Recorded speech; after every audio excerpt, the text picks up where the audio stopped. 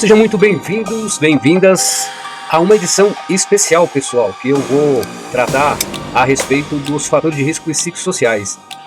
Estamos diante aí da necessidade de cumprir com uma legislação que tem um rigor, além da sua importância, é claro que nós estamos falando da mente, das pessoas que estão expostas a fatores de risco psicossociais, mas principalmente com relação à questão profissional, do profissional na área de SESMIT. Por exemplo, pessoal da área técnica, os médicos do trabalho, engenheiro de segurança, a equipe de saúde, né? Aí dentre elas tem diversos atuando aí. E qual que é o chamado hoje com relação a esse assunto, pessoal? O que eu estou percebendo que está tendo na realidade não é uma análise e avaliação dos fatores de risco psicossociais, mas sim o levantamento do clima organizacional. Ou seja, alguns profissionais, dentre eles a própria contabilidade, né, que está entrando dentro desse ramo, criando algumas ações, disparando formulários para as equipes da empresa que presta suas consultorias e tal, para que eles respondam o questionário. E isso é uma análise de clima organizacional, isso não é exatamente uma análise dos fatores de risco psicossociais. E não fecha o propósito que a legislação da Lei 6.730 de 2020 trouxe com relação à questão da análise ergonômica preliminar, que vai remeter às questões da análise cognitivas, né, que depois, agora, de 2026, entra em vigor, então, a necessidade da gente reconhecer os fatores de risco psicossociais. Então, algumas pessoas, dentre eles clínica mesmo, estão fazendo alguns tipos de formulário, de questionário, para a produção de informações que, na realidade, ela não está trazendo uma propedêutica, ou seja, uma capacidade de mensuração se existe o fator de risco psicossocial. Porque falta nessas atitudes que estão sendo tomadas a necessidade de investigar, fazer um diagnóstico. Então, necessariamente, a gente precisa ter um olhar agora muito mais comprometido com a questão da saúde da pessoa, com relação a fatores sobre a infraestrutura, questão cultural, com relação à organização, como que a diretoria pensa os seus processos, organiza seus arranjos. Então, pensando nisso, pessoal, como é que vai ficar no final essa questão de diagnóstico mesmo, né?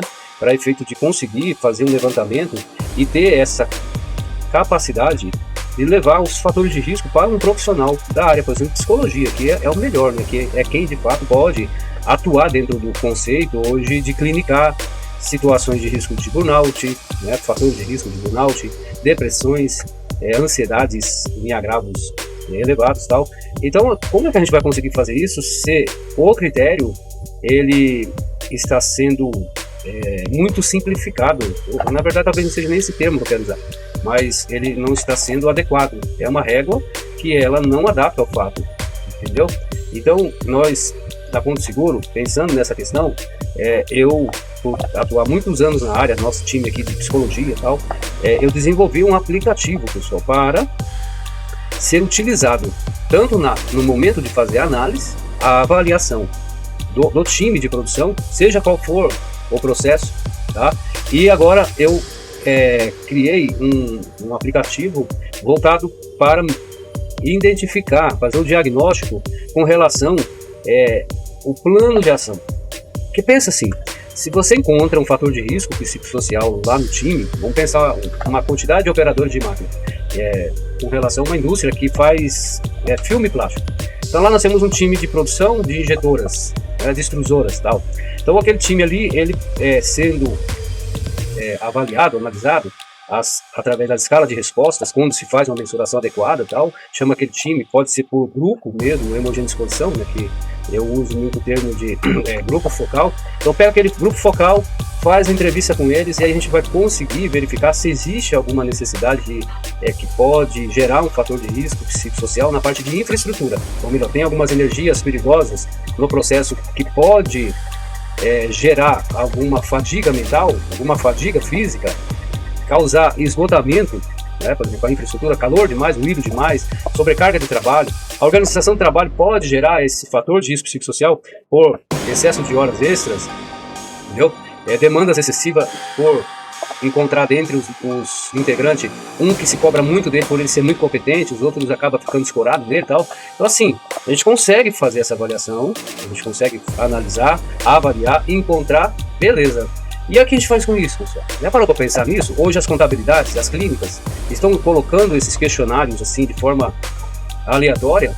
Como é que você vai fazer a gestão de risco ocupacional com essas informações? Sendo que não tem propósito. Ou seja, consegue de fato levantar um monte de informação. Porque as informações elas ficam paradas. É isso. Qual que é o propósito disso, pessoal? Então a gente precisa analisar qual que é o propósito desses profissionais que hoje estão produzindo essas informações, esse conteúdo. Qual que é o seu propósito? Já parou para pensar? O que hoje está acontecendo, nós podemos falar, houve um planejamento para fazer o gerenciamento de risco lá do PGR, ou só querem ou estão buscando aproveitar uma oportunidade, uma maré. Então, assim, tem esses relatórios que estão sendo preenchidos de forma automática, mas é o que? Estão buscando o quê? O que eu preciso levantar? Então, assim, é um planejamento em busca de informações que são vinculadas através de grupo de WhatsApp, tal, o RH manda lá, depois transfere essa informação, aí ela vai lá para o banco de dados de uma clínica de saúde e segurança do trabalho, de uma contabilidade, mas o que é que você faz com isso? Quem está fazendo dessa maneira, eu em particular, interpreto isso como um descaso com um problema absurdo que está acontecendo com todo mundo, o desrespeito à pessoa humana, porque a maior parte dos lares hoje, de alguma forma, estão enfrentando pressões, seja com crianças, adolescentes, seja com relacionamentos conflitantes, é por motivos de subjetividades relacionadas a fatores de comportamentos, maus hábitos, compulsões, tantas coisas. Então, assim, será que dá para brincar com um assunto tão sério que hoje está adoecendo muitas pessoas? A maior parte de nós, seres humanos, hoje estamos enfrentando essa doença chamada doença branca. Essa doença que alguns falam que é mimimi, que é frescura, uma série de rótulos colocados sobre pessoas que sofrem de verdade. Então, pessoal, uma questão ter ética em primeiro momento. Não é a questão de tanto você vai ganhar de dinheiro, a oportunidade, vou ficar rico. Não se trata disso. Agora é hora da gente, de fato, aproveitar toda a experiência como gestor de saúde e segurança e, de fato, criar uma ferramenta que consiga buscar os dados, as informações, construa um histórico e consiga, através das informações que foram prestadas pelo integrante da linha de produção, transformar aquilo numa situação onde existe o fator de risco e uma resposta adequada para o trabalhador, para a sua família, para nós, sociedade.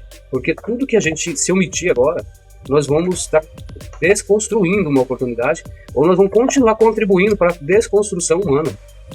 Então é importante a gente analisar hoje, porque nós estamos hoje na sociedade de desempenho, né? Aquela sociedade que hoje a luta não é mais contra um patrão abusivo, não é mais contra um sistema que ele cobra e tem um nome específico. Hoje a luta é contra cada um de nós. A sociedade de desempenho, nós acreditamos que podemos tudo. Nós temos hoje uma mentalidade de que o pensamento nosso, nossa positividade vai nos tornar rico, dono de qualquer tipo de patrimônio, quantidade, sabe? Nós temos todo esse sonho imaginário que hoje ele está na cabeça de todo mundo. A sociedade de desempenho, ela está produzindo, cada um de nós, contra si mesmo, nos depondo contra nós mesmos, uma condição intolerável, insuportável, porque dimensionamos as nossas necessidades pela um padrão que ele não existe, gente. Então veja bem, como nós estamos falando hoje de uma pessoa que está sendo medida por qualquer tipo de formulário, certo? A pessoa hoje profissional que ele se coloca como um agente de saúde para levantar as informações e sem um critério, sem conhecimento, somente pautado na sua ambição, ele está se expondo a um risco muito grande também, porque ele vai construir um monte de dados falsos, vão coletar dados que não vai acontecer nada, vai ficar parado, engavetado. É a cultura cartorial do PPRA de novo, né? Gente, agora é hora da gente de fato analisar e agir, buscar informações para construir um saber que dê conta de viabilizar a vida das pessoas dentro dessa sociedade de desempenho. Abrir a mente de cada um para entender, mesmo que vou continuar nessa sociedade de desempenho, vou continuar sendo levado por um monte de crença que eu posso tudo, mas pelo menos estou consciente. Porque na hora que eu falo assim, não vou mais participar disso, redimensionar a ambição, os desejos, as vontades, cada um, claro, no seu ritmo, nas suas possibilidades. E eu quero depois continuar esse bate-papo com vocês para apresentar então como é possível fazer o processo de forma ética, tanto na análise do time de produção, como com relação aos líderes que estão motivando esses times, para ler o líder a partir da ótica dos liderados e para ler os liderados a partir da ótica do líder. E depois fazer um ajuste, preparar tanto uma como outra asa desse grande negócio que precisa voar, que é o capitalismo, né? As empresas precisam produzir, a gente conseguir dar suporte, fazer um plano de ação que seja sustentável.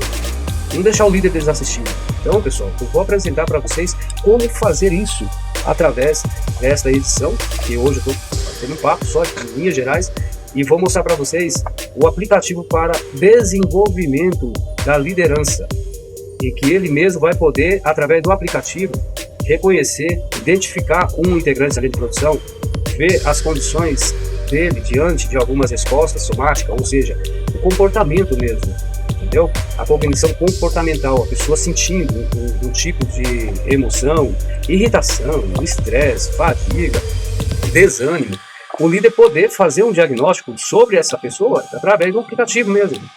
Porque a gente pode usar a tecnologia a favor de conseguir nos ajudar no sentido de melhorar, nos preparar como líderes para apoiar, incentivar, motivar. Então esse aplicativo ele tem esse objetivo e eu vou mostrar para vocês na próxima edição, beleza? Então nos encontraremos na próxima edição, eu vou te mostrar como funciona aí.